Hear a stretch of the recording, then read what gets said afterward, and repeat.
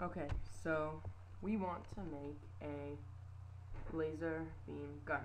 So first you need the footage of someone shooting the gun, which I did, and I have open. I have my project settings like they should be.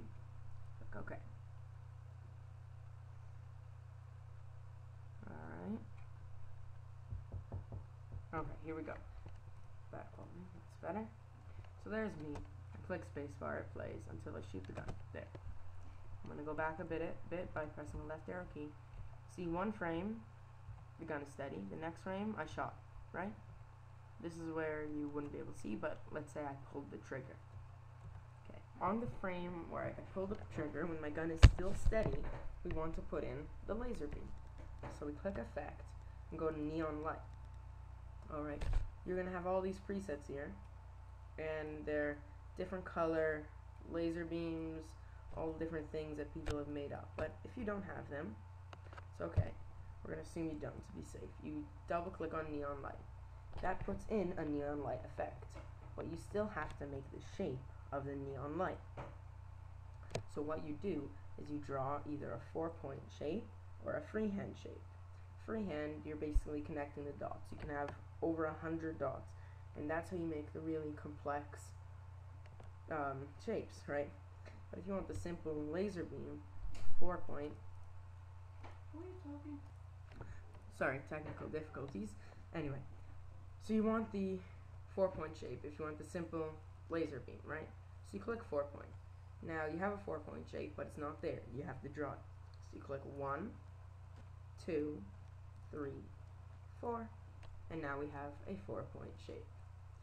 Click this, you can see it, right? There's a few problems, but alright.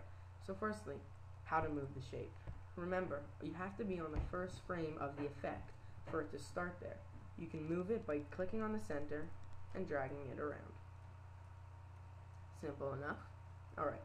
You can resize it at any time by dragging the corners around. Okay? What we want for our shape is a simple, thin rectangle. Okay? Now you'll notice that the neon light, it has a very hard edge. It doesn't look that great. So we go to Neon Glow under the Neon Light tab.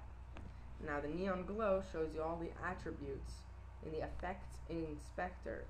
Alright?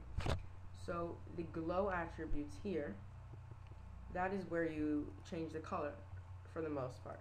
So let's say we'll make it teal. So make it glow teal. Up here, the core attributes is what the core is made out of. Usually it looks the best if it's white, but if you put it red, then it looks quite contrasted. If you see what I'm saying? That's why I prefer to put it white and just change the color of the glow as the color of the shape. But it still has a pretty hard edge to it, so we feather it. Feather it pretty much makes it a softer edge. I'm going to put it to 7. You see that? How it's become less defined, but it looks more real. That's what we want. So if you click 4-point again, then you'll select a shape. On the first frame of it, where you have the gun ready, and then before you shoot, right, you put it in front of the gun. I'm going to make it a little bit thinner so it looks a little bit real. Alright, then what you can do is it's one of two things. One, you can move the 4 points keyframe by keyframe. So on the second keyframe we move it here. On the third keyframe we move it here. On the fourth keyframe we move it there. And that looks pretty good, but it looks a little bit glitchy if you'll notice. Okay? Here, I'm going to make the quality worse so you can see better. So what we're going to do is click on these and delete them. What you do, from the first frame, after 1, 2, 3, 4, let's say on the 4th frame of the effect, we drag it to the end. What the Effectslab or Visual Studio does for you is automatically insert keyframes of the effect moving in between its 2 stop and start locations. So let's watch it. I'm going to put the worst quality, so for the best viewing. Right, did you see that? You just shot a laser beam. Very nice. Now in our case, it doesn't really matter that the effect is on the outside because you can't see it anymore. But in most cases, you want to take the crop tool over here and drag the effect so it only lasts for the frames that you need it to last. Alright, and now we got that.